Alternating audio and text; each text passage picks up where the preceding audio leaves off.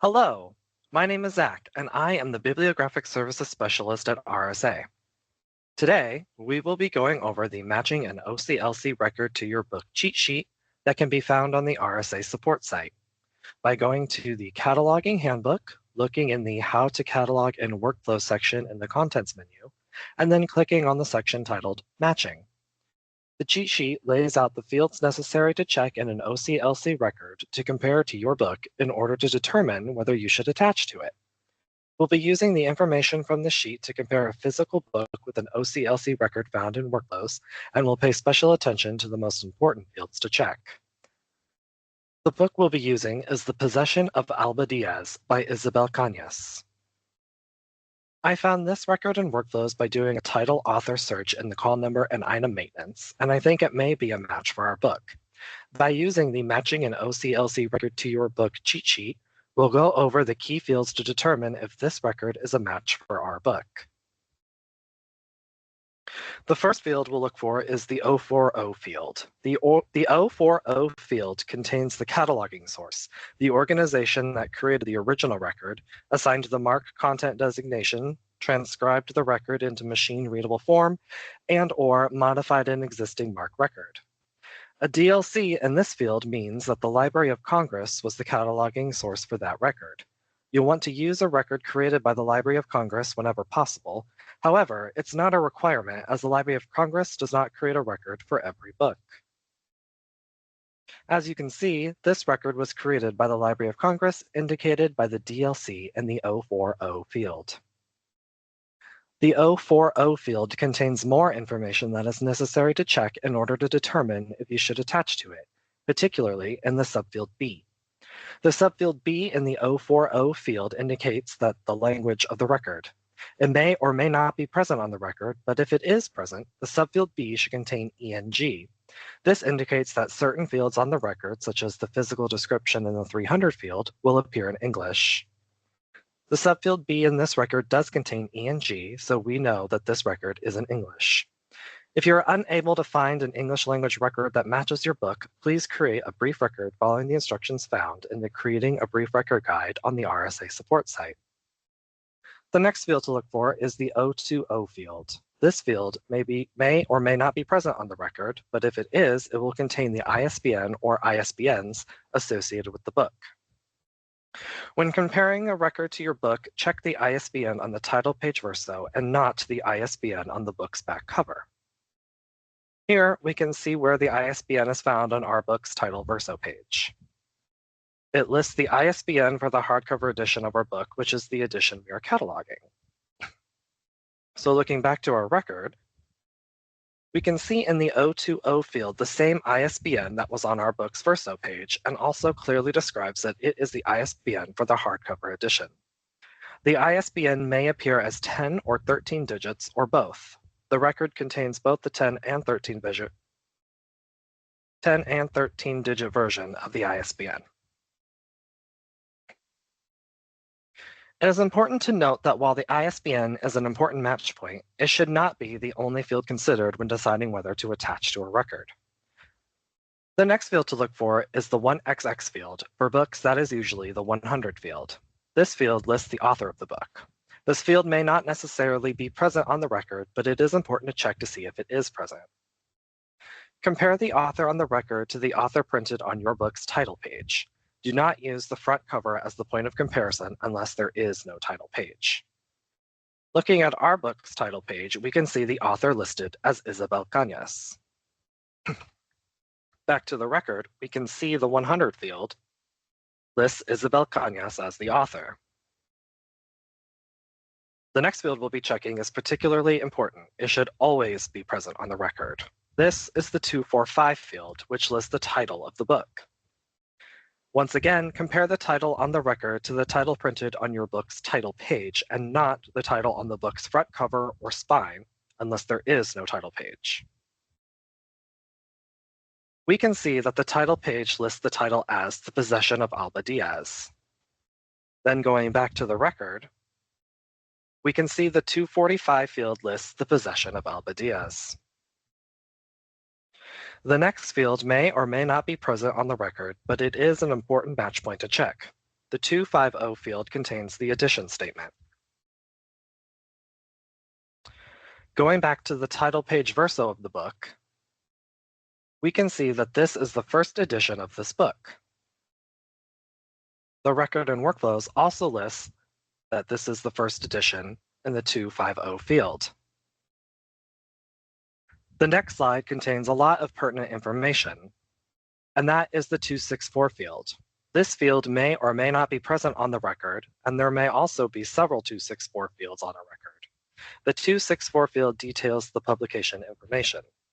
Be sure to look at the indicators for this field, especially the second indicator, as it specifies the type of information described by that 264 field. A second indicator of 0 indicates production information. A 1 indicates publication information. A 2 indicates distribution information. A 3 indicates manufacturer information. And a 4 indicates a copyright notice date. Check your book's title page and title page verso for publication information like publisher location, publisher name, and publication year. Our title page lists the publisher as Berkeley and the publisher location as New York. The verso page lists the publisher as Berkeley, an imprint of Penguin Random House LLC, New York, New York, and a copyright date of 2025. Looking at the record and workflows, we can see one 264 field with a second indicator of 1, meaning that the field will contain the publication information. The 264 lists the publisher location as New York, New York, the publisher as Berkeley, an imprint of Penguin Random House LLC, and the subfield C lists the copyright notice date as 2025. All of this information matches what we saw on the title page and verso page of our book. It is important to note that if there are multiple publication or copyright dates, use the latest date when comparing your book to the record. The next field to check should always be present on the record, and that is the 300 field. The 300 field contains the physical description of the book. The first bit of information to check in your book is the last numbered page. Ignore any unnumbered pages that may be at the end of your book. The last numbered page in our book is 369. We'll want to check the first subfield of the 300 field in the record and workflows, and we can see that it notes 369 pages as well. The next section of the 300 field to look for is the dimension of the book. You'll need to get a ruler and measure the front cover of the book. Be sure to measure the book in centimeters and not inches. I measured the book and found that it is 23.5 centimeters. You always round up to the nearest centimeter, so you'll want to look for 24 centimeters in the record. And if you look at the record, you'll see the subfield C lists the dimensions as 24 centimeters, which matches our item. Please note that using a ruler to measure the book is recommended, but not required. If you are unable to measure, use these estimated dimensions to compare the size of your book to the dimensions in the 300 field on the record. 18 centimeters is common for paperback, 22 centimeters for hardcover, and 29 to 30 centimeters for oversized books. These estimated dimensions are also listed in the matching and OCLC record to your book cheat sheet. If the pagination varies by more than 3 pages, or the dimension vary by more than 3 centimeters, you should not attach to the record. You will need to search for another record that matches your book. If you cannot find a record that matches your book, create a brief record following the instructions on the Creating a Brief Record guide found on the RSA support site. The next field to look for may or may not be on the record, but it is helpful to check to see if it is included. The 338 field specifies the carrier type, which indicates the physical format of the resource. The most frequently used carrier term for a book is volume, with the corresponding code NC found in the subfield B. This record does have a 338 present, and we can see that it contains the volume term and the corresponding NC code in subfield B. Next, you should always look for a 505 field on a record. However, depending on the book, it may or not be present. The 505 field contains the contents note. Check this field to verify that the chapters or stories match your item. This book we're cataloging does not contain chapter or section titles, so I would not expect to see this field on the record, and it is not included. The next field to look for is the 520 field, which includes a summary of the book. The summary may be taken directly from the book, i.e. from the back cover or inside the flaps of the book jacket, but it could also be taken from other places, such as directly from the publisher or publisher's website, or even Amazon or Goodreads. The summary on our book is located on the inside flap of the jacket cover. However, the 520 field on the record specifies that the summary was provided by the publisher. This is okay.